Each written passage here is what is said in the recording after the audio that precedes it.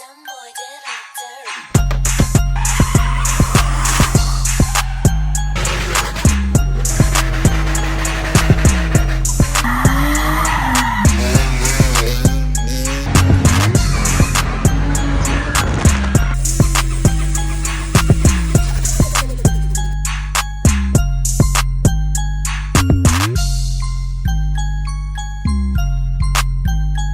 Alright, what's up guys? My name's Cole. I don't really make YouTube videos, but I'm going to start trying more.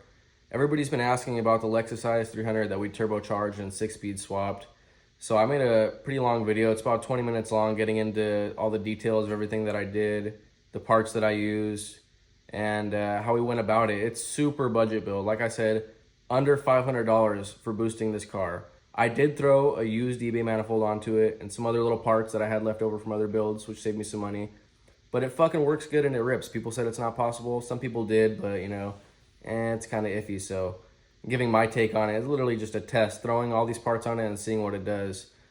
And if anybody's got questions on the build, let me know. You know, I'm glad to help. We do a lot of other cars too. We do BMW, Lexus, Toyota, Nissan, some Subaru stuff, some American stuff, Ford. So yeah, hopefully you guys like the video. If anybody's got questions, let me know. Happy to answer them. Alright guys, I'm here today to talk about the 2004 Lexus is300 that I have that we turbocharged and manual swapped. And we're pretty much going to be doing a build breakdown, everything I've done to it, everything I should have done to it, am going to do with it, and how it's been doing the way it's set up currently. So I'll go ahead and pop the hood and we'll get right into this. I got my 10mm out to pop off this ECU cover so I can show you some of the wiring that I've done, and then we'll go over the list of everything that I've done to the car so far. So I'm going to pop this off real quick just to get this out of the way. Show you some of the pins I added.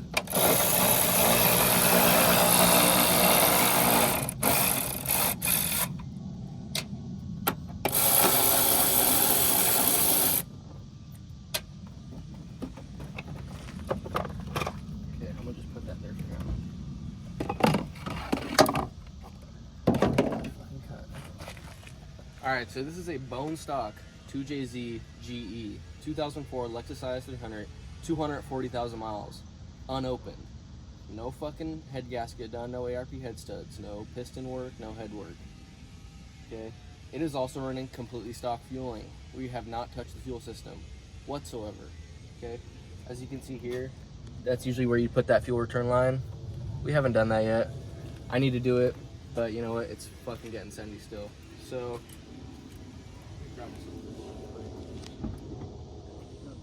we need to go over.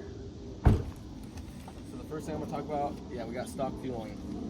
So a lot of people, they run the aftermarket fuel pressure regulator and they close off the return line to run a higher fuel pressure for the boost. We haven't done that. I don't even have an AFR gauge right now. Should I have an AFR gauge? Yes, I should. Do I need one? Yes, I do. Do you need one? No. No, you don't need one. I don't even know what the fucking AFRs are, but she rips. It's probably running a little bit lean at 6 PSI, but I'm not really worried about it. If it blows up, it blows up.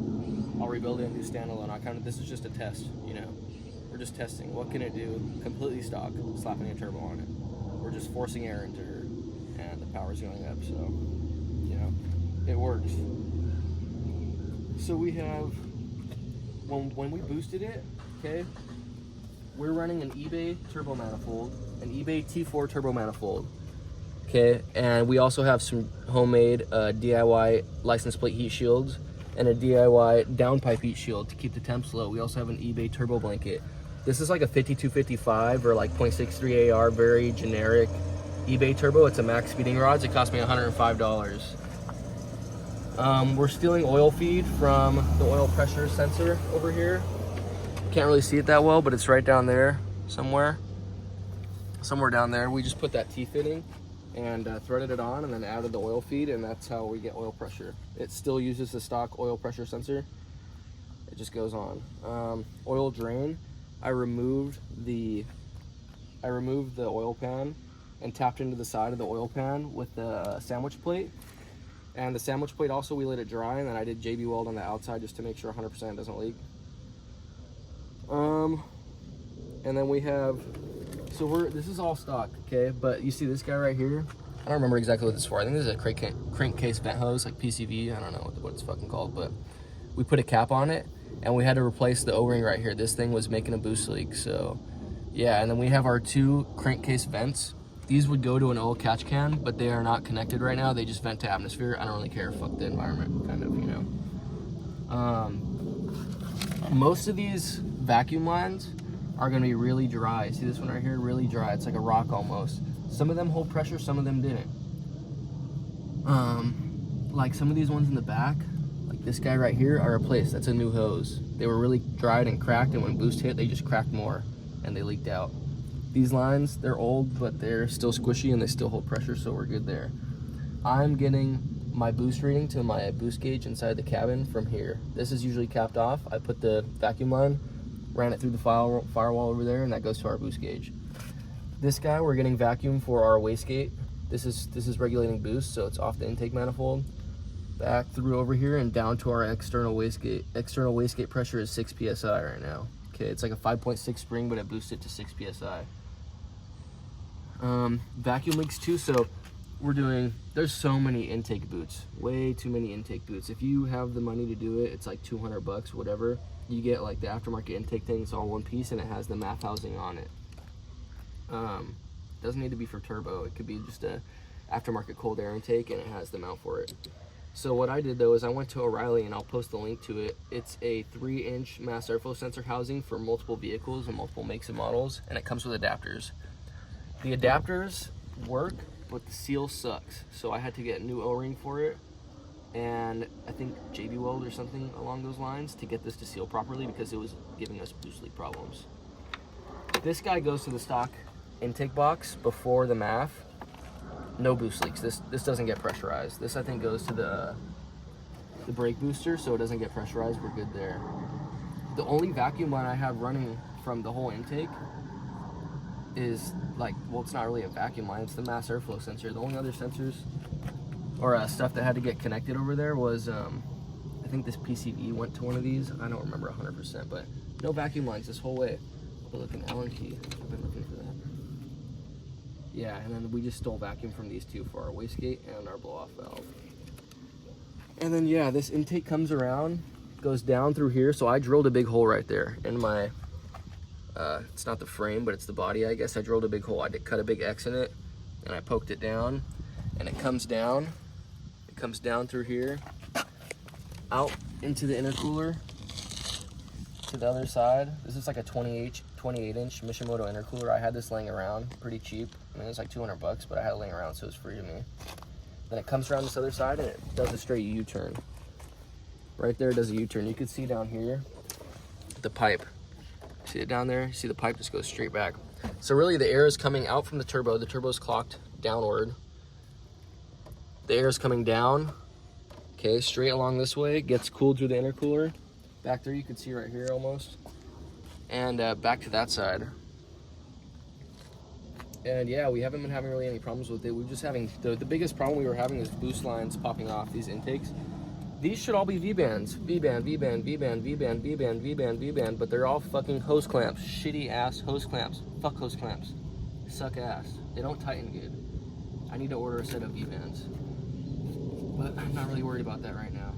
So also for the drain line, we did a heat wrap across the whole thing. So if you are planning to do this, I would recommend getting a stainless steel braided 10 drain line to your oil pan, because this one gets hot. We have the nylon, I think, braided one, and it'll melt if it's not with like that heat wrapping around it. So there's that. This ghetto ass intake is only here for one reason, and that's stu-tu-tu noises. This fucker, what's that, like 7 inches right there? Nah, I'm just kidding. That's like 4 inches. 4 inches, and it fucking makes the boost noises loud. That shit stu-tu-tu is real fucking nice. Okay. What else do we got to go over right now? Okay, so this car comes stock with 4 O2 sensors. 4. 2 pre-cat, 2 post-cat. Right now we're running off 1 O2 sensor. You can see here, these are O2 sensor connectors that are not being used. They're not being used at all. We have 1 O2 sensor connector. I think it's right over here somewhere. It's kind of like a bundle of goodness right there, but it goes down 24 inches from the turbo, okay? Because that's the measurement you're supposed to take or whatever. So what we did is, you can see, here's our stock ECU. This is an automatic ECU. We are also running a manual swap. I'll get into that in a second. A, B, C, D, E connectors. So 3 of these, well, 4 of these are for our O2 sensor wiring. You can see I added pins. They just pins poke right in. You can kind of see it right there. That pin is just poked in there, you know? So our one O2 sensor is sharing signal to the other 3 O2 sensors. That's why there's 4 wires. I think that maybe these 2, and I don't know. I don't remember exactly which ones. But they're all sharing signal. We have 3 check engine lights right now because of the O2 sensors. They're all getting the same reading, so it's like, hey, what the fuck's going on? I think also some of them aren't grounded, so I'm gonna work on that and try to get it so we can have check engine light free. Also, so there's a couple more. We have 4, and then there's 3 more. These guys, yeah, these are the ones that are for our automatic to manual swap. These are stealing, I believe, crankshaft rotation input to transmission speed, something like that. I don't 100% remember. I'll look more into it. I don't remember exactly what I did, but these are pinned out so that the input or the crankshaft rotating gives a speed input for the transmission, so you don't get a check engine light for that. Okay. Yeah, that's pretty much all the wiring we did for that. You see, these are the 4 for the O2 sensors. These are the 3 for the transmission. I'll look into the wiring I did more and put that in the description or something.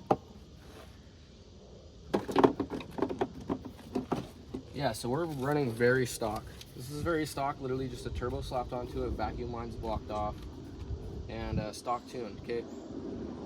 The timing is very advanced for boost. For 6 pounds of boost, I think every PSI you go up, you're supposed to take out a couple degrees of timing, of course, you know, and add more fuel. We're not adding fuel, and we're not taking out timing. So there is a risk that we're risking it, but I don't really fucking care. I got this car for super cheap. I wanted to have fun in it. I like testing what stuff can do in stock setup. People might hate, whatever. I'm not making fucking 600 wheel, and I'm not acting like I'm the shit. I'm just beating the fucking piss out of my car, and it makes cool ass noises. So if that's what you want, you know, you could do this and it'll fucking work. Like, people say it's not gonna work. 3 months. How hard do I beat on this car, Alex? Pretty hard. I beat the fucking shit out of it. Limiter, limiter, limiter, limiter. It don't fucking die. We'll put some videos in later. Yeah, at the end of this, I'm gonna put a bunch of videos of the car getting beat on. Let's see, what else we gotta go over? Feed, drain, heat shield, exhaust. So the downpipe is just a generic downpipe from eBay that I drilled a hole in and welded on an O2 sensor bung. This is a stock O2 sensor. There's no wideband. This is a stock O2 sensor from the car that's plugged in. And I just did some pie cuts on it and got some other exhaust tubing from O'Reilly, 2.5 the whole way.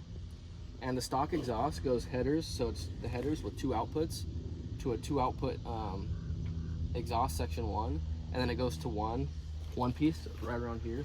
Probably getting too much into detail, but it's okay. So after here, it's stock exhaust. It's pretty much a Lexus catback exhaust.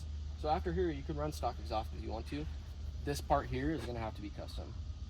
You're gonna go from, you know, a turbo downpipe down to 2 pipes if you want it to go straight to stock, or down to 1 piece and back. Right now, we're running a unknown brand resonator, and we are running an Integra Type R muffler, but the muffler's cut off right now. And it sounds decent, you know. With the muffler and the resonator, it was super quiet, a little too quiet. Okay, we also did some engine maintenance while I was in here. We had some leaking from the front oil. A very common problem on these cars, especially with 250,000 miles, whatever it is. So we did both front cam seals. We did a new timing belt. I painted the cam gear blue and cut this little thing out because I think it looks kind of cool. We did the front crankshaft seal. We did a new serpentine belt. I said new timing belt, right? We also did a new rear main seal. We did new valve cover gaskets, and I painted the valve covers black. Okay. Like I said, yeah, stock injectors, all that, stock oil filter, everything. Let's see what else we gotta go over. Well, I think that's about it for the engine.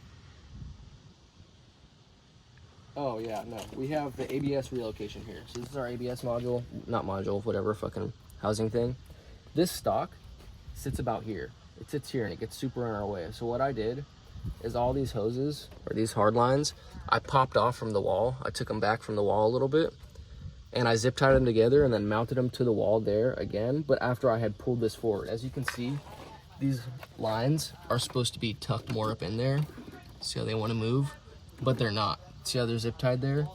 So I had to pull this whole thing forward to get my ABS to sit here. There are 2 mounting brackets for it. One is here. You can't really see it. It's there. It's like a big L like this kind of, you know? Like show that, an L. And so what I did is I just pulled it forward and I used one of the screws with a stock placement hole right there, and I mounted it here. Okay, I haven't had any problems. I didn't have to bleed ABS, none of that. Just pulled it forward, got it out of the way, heat wrapped it to this wall right here, mounted it good. No problems with that. That was really in the way though. Let's see what else. Yeah, we had some intake temp problems because of this being so close. So what I did is I just put something, there's something shoved under here a little bit to lift this up. You can see it has some flex in it from this piece right here. None of this has boost leaks, by the way. And people also complain about this stock butterfly valve here. Whatever that does. Do I know what it does? Fuck no, I don't. Do I care about it? Not really. I don't think it matters, you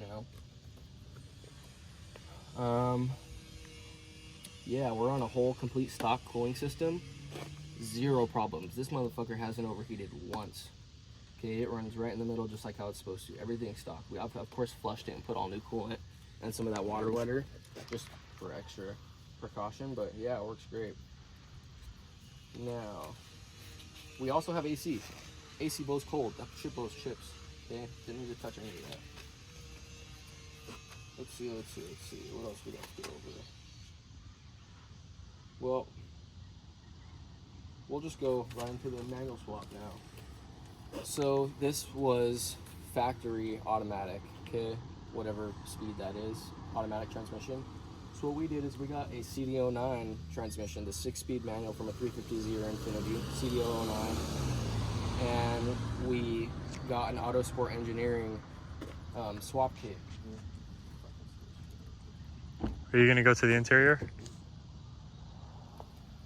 Boom. Rep the gang. Autosport Engineering. Okay. They fucking work great. So we have a stock 2J bell housing, okay, off the automatic transmission from this car. And then it goes Autosport Engineering kit. So it goes stock 2J bell housing, Autosport Engineering CNC aluminum adapter plate, and then it goes to the chopped CD09 transmission. And then it goes to a custom one-piece drive shaft that we had made. And the Autosport Engineering kit works great. I think it uses a stock 350Z clutch, so we're using a XZD Stage 1 right now. And the thing that sucks about it, you can follow me, is the shifter placement. So when you do the CD09 swap, even with the short shifter adapter or whatever, the fucking trans shifter pops up like here. Like that shit comes out like right here. So, I don't know how mounted all this is. Probably pretty mounted. Anyway. Let's see if I could just break some shit. No, I'm not gonna do it. So it comes up like right here. So what I did is I got some metal that I had laying around and I made a custom L bracket like that, just like that. So it comes up here, is welded to steel there, and then steel back up, and it threads onto right here. You can kind of see right there how it's welded. See the weld a little bit? I just put this likewise shifter. So I got it centered perfectly. Okay, here's our little ghetto boost gauge. Works fine, okay. From O'Reilly, 20 bucks. No problems. Then we'll go down to our pedals. So our pedals, we have a stock. This was a stock is300 brake pedal that I cut off and got an E46 BMW brake pedal and welded it on a little bit higher up. So you could see that weld right there, that I cut it, and with the stock E46 brake pedal, I welded it on there. I guess it's a manual brake pedal possibly, I don't remember. Then we're running a GM, like one of those semi-universal brake pedal and master cylinder. And then it's going a T56 line down to the transmission and a T56 slave cylinder in the for the CD09 swap, okay? What else we got going on? Shift's great. That transmission can handle power, you know? I've had no problems with it. Shift's good. Single piece drive shaft. The lightweight flywheel, single mass flywheel is a little bit chattery. It makes noise, but no big deal really. And I did have to cut a big hole in the center console of the car. I'll show pictures of that later in the back, but we cut a big hole in the car for that shifter to come up and have the adapter plate, and then I got a big piece of metal and I cut out the hole for it right there, put a custom shift boot, and then put like body sealant around it to seal it from noise coming into the cabin. Let's see what else we got going on. It's a welded diff, stock is300 diff that we just welded and threw in. It's on max speeding rod coilovers, stock brakes, some Minerva rep wheels, stock angle, all that. The CD09 also sits very low, so I made a scrape plate for that to not be scraping on all the time. And so when I got this car, it was manual swapped already, but it was literally just all the mechanical work done, none of the wiring, none of that. So we have a whole is300 auto transmission wiring harness. I went to pick and pull and I dropped the oil pan out of a GS300, which is the same trans and engine as this car. And I pulled out the whole wiring harness, solenoids, all that, sensors, plugged them into the stock auto harness down there, or the stock automatic transmission harness, and put them all in a bag, zip tied them up real good, and hugged them against the wall somewhere. So they're down there doing their thing. No check engine lights for the manual swap. Not fucking one. Not one problem with it, okay? And we're 6-speed, which is pretty cool. I don't think our reverse lights work right now though. The sensor on the CD09 was kind of broken off, so if I wanted to do a reverse light switch, I just have to do a little bit of soldering on the transmission just because the transmission has the broken tab on it.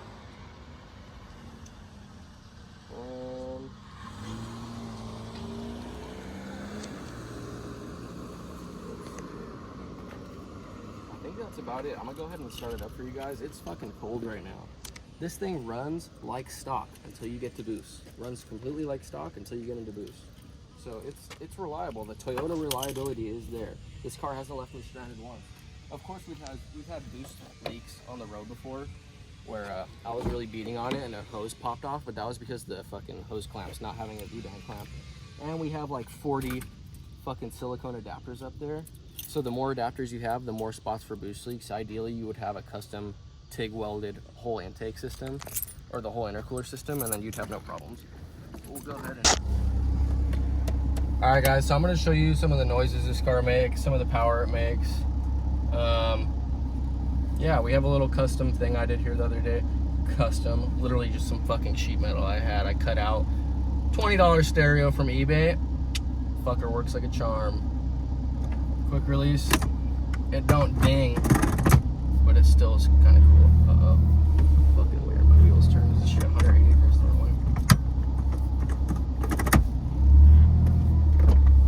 What the fuck? Ooh. Ooh. I guess my wheels are shit.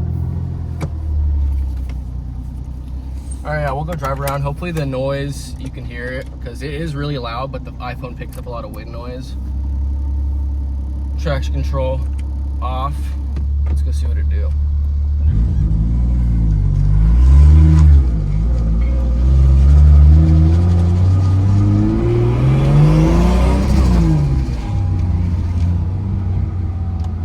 So you will hear a lot of whining from this transmission, and that's because this transmission is just a little loud. I don't know. The Trans supposedly had like 130,000 miles on it, but yeah, it shifts great, never grinds, and so I have no complaints really. It is a little loud, but it's whatever. See, it's just driving like a stock is300 right now. We don't hear any boost. We're only at 2,500 RPMs. Boost usually kicks in around 3. This turbo's size is pretty small, so that we have a wide power band. You know, this is obviously not a turbo setup to make big power, but it's a very budget build. It's probably the most budget build turbo kit or turbo setup that you guys have seen or isn't on YouTube or anything like that.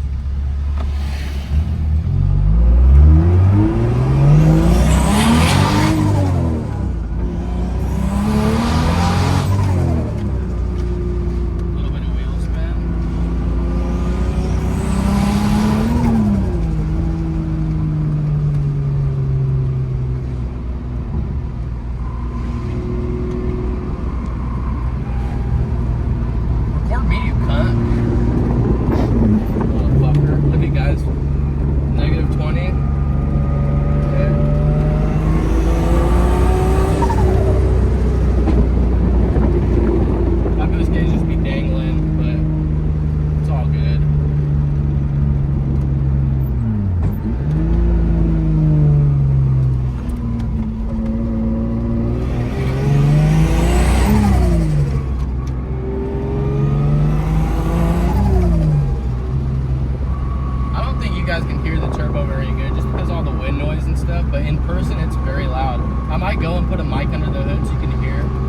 I think that's kind of cheating.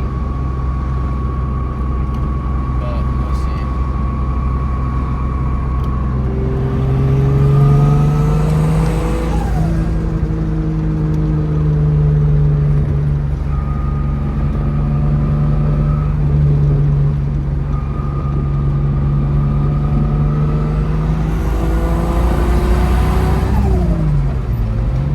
It's by no means a very fast car.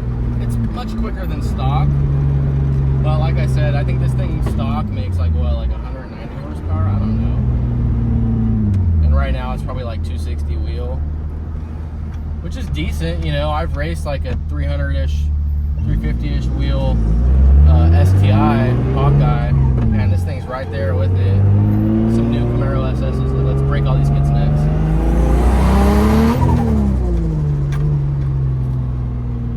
They probably like that, but you know, we're not really clout chasing. It's definitely a neck breaker.